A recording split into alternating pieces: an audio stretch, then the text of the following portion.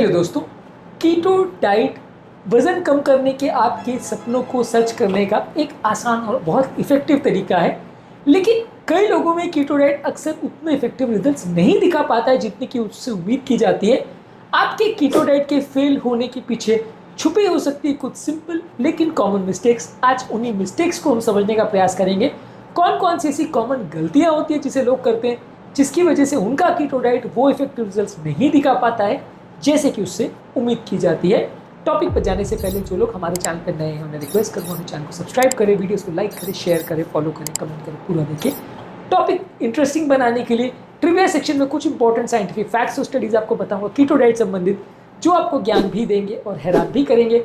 और इस टॉपिक से मिली हुई इन्फॉर्मेशन को प्रैक्टिकली यूटिलाइज करने के लिए टॉपिक के एंड में आपको कुछ इंपॉर्टेंट इंटरेस्टिंग फैक्ट्स बताऊंगा जो प्रैक्टिकल यूटिलिटी के होंगे। तो बने रहिए मेरे साथ टॉपिक के एंड तक। चलिए शुरू करते हैं।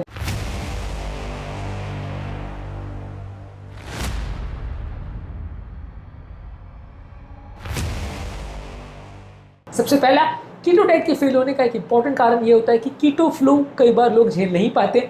जब व्यक्ति कोई सडनली अगर कीटो डाइट स्टार्ट करता है, कई बार वो बॉडी एडजस्ट नहीं कर पाती है। नॉर्मली बॉडी ग्लूकोज को अपने खाद्य पदार्थ या चीफ फ्यूल की तरह यूटिलाइज करना पसंद करती है, लेकिन जब आप सडनली कीटो डाइट पर शिफ्ट करते हैं तो बॉडी कई बार एडजस्ट नहीं कर पाती, उसको टाइम नहीं मिल पाता है। और खासकर तब जब आप सडन ट्रांजिशन करते हैं तो कई बार बहुत ज़्यादा कमज़ोरी, सुस्ती, चिड़चिड़ापन, मसल क्रैम्प्स, फटीग, नोजिया, ये सारी चीज़ें देखने को मिल सकती हैं।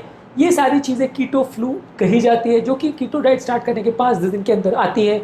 यदि इसको प्रॉपर्ली मैनेज नहीं किया गया तो अक्सर लोग कीटो डाइट करना छोड़ देते हैं क्योंकि वो परेशान हो जाते हैं इस दौरान। कीटो फ्लू पर पूरे डिटेल वीडियोस हमने किए जो कि आप हमारे चैनल पर देख सकते हैं। इसके अलावा कीटो डाइट के साथ एक और बड़ी प्रॉब्लम है कि क्योंकि इसमें बहुत ज़्यादा फ्रूट्स, ग्रेन्स और वेजिटेबल रिस्ट्रिक्टेड रहते हैं, तो बहुत सारी न्यूट्रिशनल डिफिशियंसी हो सकती है, जैसे फाइबर जो कि डाइजेशन और पेट की हेल्थ को इंप्रूव करने के लिए जरूरी है, वो नहीं मिलता। Vitamin B1, vitamin C, vitamin D और ज़्यादातर जो वाटर सोल्यूबल विटामिन होते हैं या जो ऐसे विटामिन होते हैं जो फलों सब्जियों में ज़्यादा देखने को मिलते हैं, वो ज़्यादा नहीं मिल पाते। एंटीऑक्सीडेंट ज़्यादा नहीं मिल पाते हैं। बॉडी में कई मिनरल जैसे पोटेशियम, मैग्नीशियम और कैल्शियम की भी कमी हो जाती है।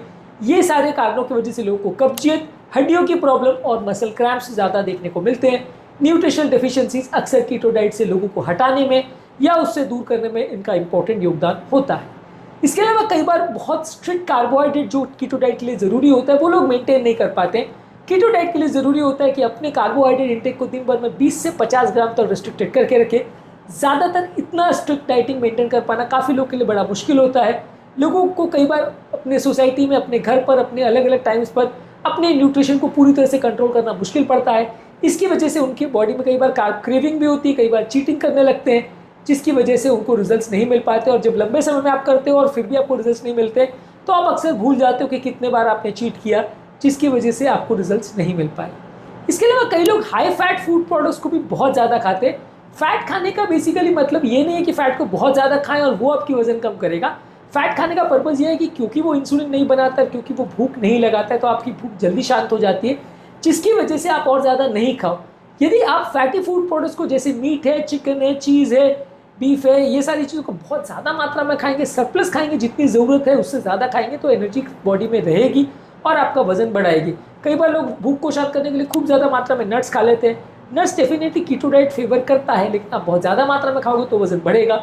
100 ग्राम बादाम या अखरोट में लगभग 600 से 700 कैलोरी होती है, और यदि आप 200-300 ग्राम खाने लग गए तो आपका वजन बिल्कुल कम नहीं होगा, उल्टा कम होने के बदले बढ़ भी सकता है, क्योंकि बहुत ज़्यादा कैलोरी बॉडी के अंदर चली जाएगी।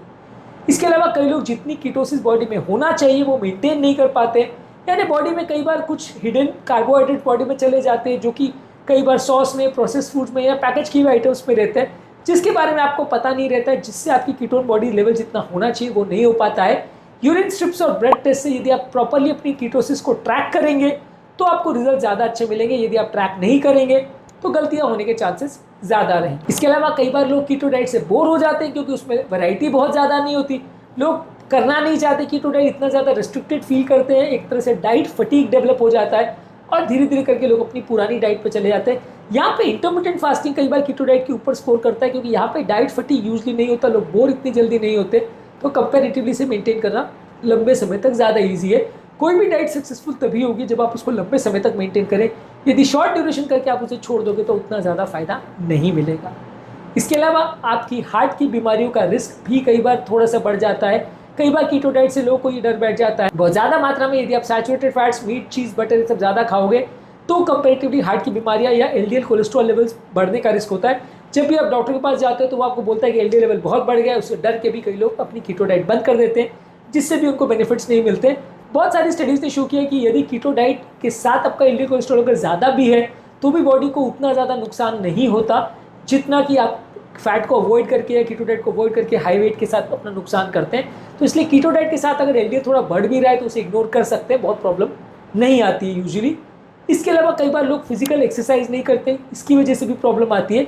कई बार लोग का फिजिकल एक्टिविटीज़ कॉम्प्रोमाइज़ हो जाती है, कार्बोहाइड्रेट नहीं होने की वजह से वो थोड़ा फटीग भी फील करते हैं और हाई इंड्योरेंस एक्टिविटीज़ नहीं कर पाते, जिसकी वजह से ओवरऑल उनका कैलोरी जो बर्निंग होना चाहिए बॉडी का वो भी नहीं हो पाता है। इसकी वजह से भी कभी कभी कीटो डाइट फेल हो सकता है। इसके अलावा कुछ लोग की एज की वजह से, एक्टिविटी लेवल की वजह से, जेनेटिक की वजह से, हेल्थ प्रॉब्लम्स की वजह से, हाइपोथायरॉयडिज्म और एड्रिनल प्रॉब्लम्स की वजह से वो कई बार बहुत ज़्यादा कमज़ोर और सुस्त महसूस करते हैं। और खासकर अगर किसी व्यक्ति को हार्मोनल इम्बैलेंसेस हो तो वो कई बार इसके साथ अडेप्ट नहीं कर पाते हैं, जिसकी वजह से वो कीटो डाइट बीच में बंद कर देते हैं, रिजल्ट्स अच्छे नहीं मिलते हैं। इसके अलावा कई लोग की लाइफ में सोशल और साइकोलॉजिकल चैलेंजेस भी होते हैं। कीटो डाइट की वजह से वो अपनी सोसाइटी में घुल मिल नहीं पाते हैं, लोगों के साथ बैठ नहीं पाते, लोगों के साथ खा नहीं पाते हैं।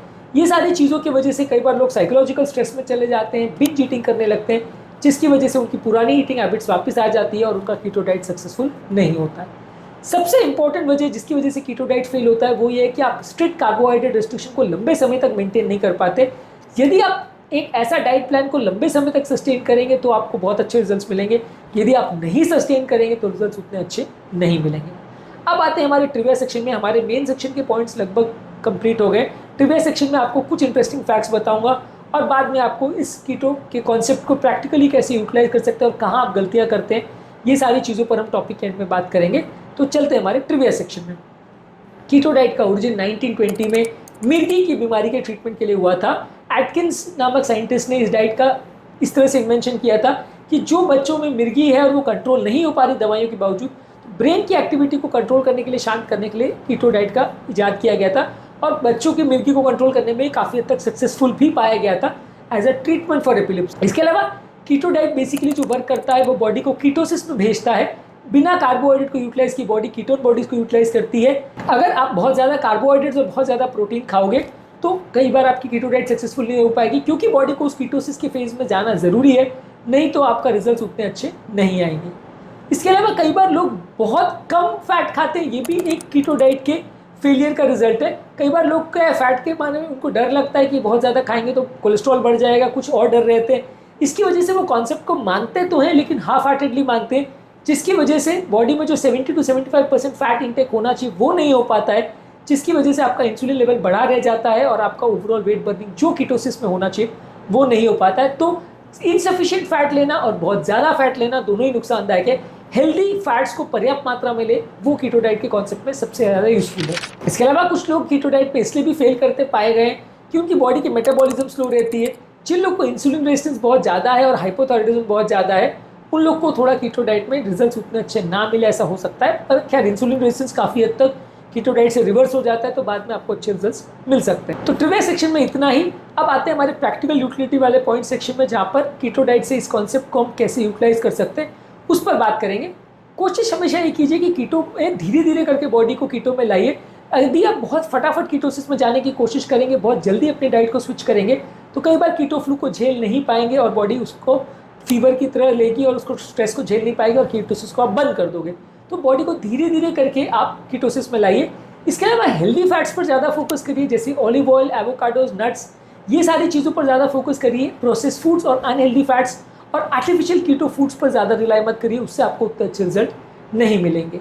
इसके अलावा कुछ डाइटरी सप्लीमेंट जैसे मैग्नीशियम, पोटाशियम और सोडियम आपके न्यूट्रिशनल डेफिशिएंसी को कम करते हैं, आपके ओवरऑल इलेक्ट्रोलाइट बैलेंस को मेंटेन करने में मदद करते हैं, तो इनका आप प्रयोग कर सकते हैं। ये आपकी कीटोसिस को ज़्यादा सक्सेसफुल बनाएगा। पर्याप्त मात्रा में या ज़्यादा मात्रा में पानी पीना भी कई बार एक अच्छा स्टेप माना जाता है जो कि आपकी कीटोसिस को इम्प्रूव कर सकता है। इसके अलावा रेगुलर बेस पे अपने कीटोन बॉडीज़ कितने बन रहे हैं उसको चेक करिए। कीटोन बॉडीज़ को यदि आप प्रॉपर्ली ट्रैक करते हो, चेक करते हो, तो आपको पता रहेगा कि आपकी कीटोसिस सक्सेसफुल हो रही है कि नहीं। अलग अलग उसकी चेकिंग के डिवाइसेस आते हैं, डिपस्टिक्स आते हैं, कीटो ब्रेथ एनालाइजर आता है जिसको हमने अलग अलग वीडियोज़ में डिस्कस किया है, वो यूज़ करके प्रॉपर चेक करिए कि आपकी बॉडी कीटोसिस में जा भी रही है कि नहीं, क्योंकि आपको तो ऐसा लग रहा है कि आप कीटो डाइट कर रहे हो, लेकिन अगर आप प्रॉपर कीटोसिस को मेजर नहीं कर रहे हो, मॉनिटर नहीं कर रहे हो, तो आपका बॉडी आधे से ज़्यादा टाइम कीटोसिस से बाहर होगा, आप कार्बोहाइड्रेट्स ही यूटिलाइज करते रहोगे और इफेक्ट नहीं आएगा। तो ये इंपॉर्टेंट प्रैक्टिकल टिप्स है जिसका आपको फॉलो करना है अपनी कीटो डाइट को सक्सेसफुल बनाने के लिए। कीटो डाइट के फेल होने के रीजंस अब जो मैंने आपको बता दिए हैं, तो अपनी डाइट को परफेक्ट वे में डिज़ाइन करिए। आपका अच्छा डाइट का प्लानिंग और अच्छी स्ट्रैटेजी आपके कीटो डाइट को कई गुना ज़्यादा सक्सेसफुल बना सकती है। याद रखिए कि कीटो डाइट को लंबे समय तक मेंटेन करना ही सक्सेसफुल होने की कुंजी है।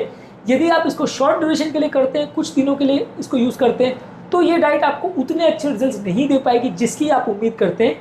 कीटो डाइट में सक्सेस के लिए थोड़ी सी स्ट्रैटेजी और थोड़ी सी प्लानिंग की ज़रूरत है। उम्मीद करता हूँ कि ये बात आपको समझ में आ गई होगी। टॉपिक एंड करने से पहले जो लोग हमारे चैनल पर नए हैं, मैं रिक्वेस्ट करूँगा कि चैनल को सब्सक्राइब करें, वीडियोस को लाइक करें, शेयर करें, फॉलो करें, कमेंट करें, पूरा देखें। कीटो डाइट संबंधित आपके जो भी कमेंट्स हैं, कमेंट सेक्शन में लिख के हमें ज़रूर बताइए। आपके कमेंट्स का इंतजार रहेगा। कीटो डाइट के इंपॉर्टेंट ट्रिक्स, टिप्स और क्या खाना चाहिए, आर्टिफिशियल कीटो फूड्स, ये सब पर हमने ऑलरेडी बहुत सारे वीडियोस किए, इनको ज़रूर चेकआउट करें।